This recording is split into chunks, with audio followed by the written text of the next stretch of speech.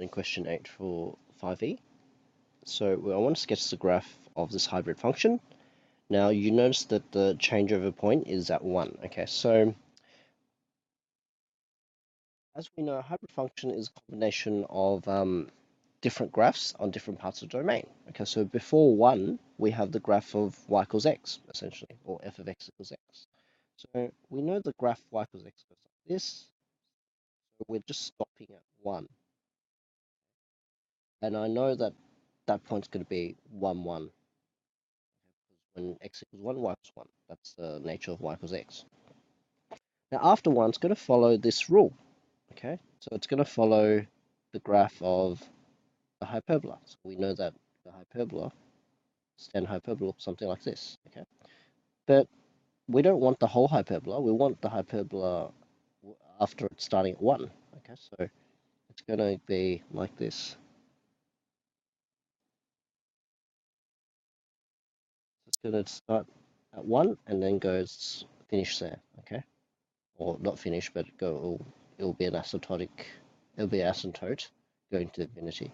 So you're just going to have a shape that looks like this. Okay, and it's going to approach 0 but never reach it. So it looks like this. Okay. And that's basically the graph of the function. And how do I know it joins perfectly? Is because if I sub in 1 into 1 on x, 1 on 1 equals 1. And when I sub in 1 into x, I get 1. So I know that these two graphs will join perfectly.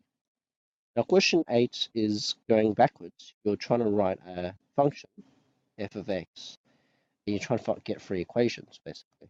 You've got this equation, so this is linear equation 1, linear equation 2, and linear equation 3, okay? So essentially, you've got a few coordinates. You've got -3, 0. You've got -1, 2. You've got, here you've got -1, 2. Oops, I think I got the other coordinate wrong. Yeah, -1, 2. This is 2, -1. 2, -1. And you've got -2, 4. Now, all you need to do is just find the equation line between these 2 points, equation line between these 2 points, equation line between these 2 points. Now, I'm gonna use the aid of my calculator so that I speed things up. You can do it by hand. There's nothing wrong with that. So let's say I want to find the equation of the line between those 2 points. So just go -3, 0, and then -1, 2. And I just go regression, calc regression, linear regression. As you can see, I've got x plus 3. Okay, so x plus 3. And the equation lasts between -3 and 2. So you write it in the greater equals notation. So x is greater equal to -3, and then less than or equal to -1, because the domain for the first graph is between -3 and -1. The second equation is between these 2 points, this point and that point. So just again, we'll use the calculator to help us speed things up. I'll just go -1, 2, and then the second corner is 2, -1. Okay, so calc, regression, linear regression.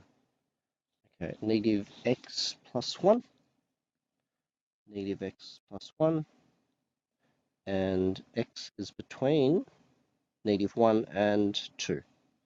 So -1 and 2. All right, and then finally, you've got the third equation. Okay, so again, you're going to use a CAS. 2, -1, which is already there, and -2, -2, 4. Not -2, 4, it should be 4, -2.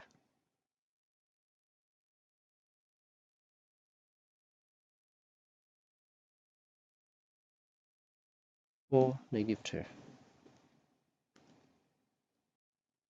And you're going to go calc, regression, new regression. So negative half x without with 0 for the y-intercept. Okay, so that lasts between 2 to 4. 2 to 4.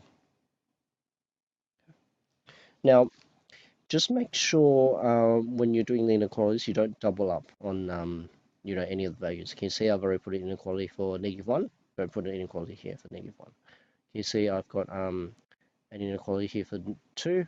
Don't put a equal sign for the 2 here. Okay, so as long as you do that, that's fine.